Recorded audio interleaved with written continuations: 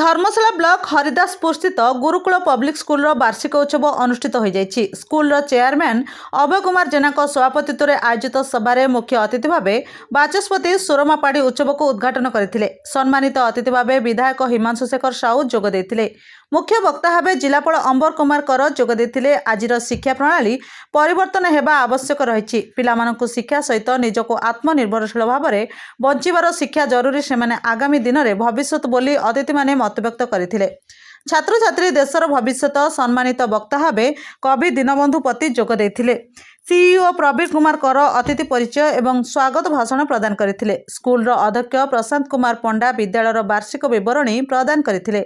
विभिन्न प्रतियोगितामूलक कार्यक्रम में कृतित्व अर्जन करथिबा छात्र छात्री माननकु अतिथि माने पुरस्कार प्रदान करथिले। छात्र छात्री द्वारा प्रदर्शित आर्ट एंड क्राफ्ट अतिथि माने बुली देखिथिले। परे परे छात्र छात्री मानक द्वारा सांस्कृतिक कार्यक्रम अनुष्ठित होइतिला। स्कूल शिक्षक शिक्षयित्री सभा और सांस्कृतिक कार्यक्रम को परिचालना करथिले। शेष में स्कूल निर्देशक सुशांत कुमार महापात्र धन्यवाद अर्पण करथिले। पाठ पढ़ुचंती एवं जो माने स्कूल टीचर माने फैकल्टी माने पढ़ुचंती समस्त गर्वित। कारण जेते प्राइवेट जेते पब्लिक जेते स्कूल अच्छे मुझे देखी ए स्कूल बॉन्डिंग किसी नियारा ए स्कूल सब एक्टिविटी किसी नियारा। तेणु मु धन्यवाद देवी समस्त को जो मान प्रयास एमती school activities and school other curriculum जहाँ जहाँ चली श्रेष्ठ। जमी गोटे अर्बान सेक्टर रे भुवनेश्वर जातु कटक जातु अन्य जगह जातु अर्बान सेक्टर जमी डेवलपमेंट ग्रोथ कर गोटे स्कूल कल्चर।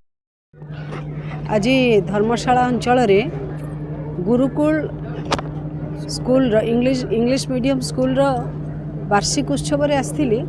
वास्तविक बहुत सुंदर विद्यालयटी होइछि एवं छात्र छात्री संपूर्ण भरपूर अछंती।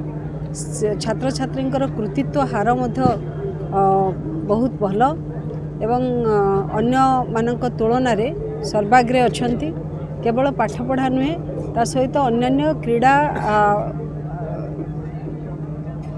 आदि कार्यक्रम रे से माने मध्य आगरे अछंती पिला माने। तेणु एक सुंदर विद्यालय बहुत भल अनुभव है। एठी शिक्षक शिक्षयित्री मानकर एवं विद्यालयर जो श्रृंखला रही ताकू निश्चित भाव में पिलांक भविष्य गठन में एक सहायक हेबो। ग्रामांचल रे आज इंग्राजी माध्यम विद्यालय आरंभ होइछि अनेक जगह, किंतु एभली एक भव्य शैक्षिक भित्तिभूमि सहित एभली एक विद्यालय को विरल कम जगार एभली अच्छी।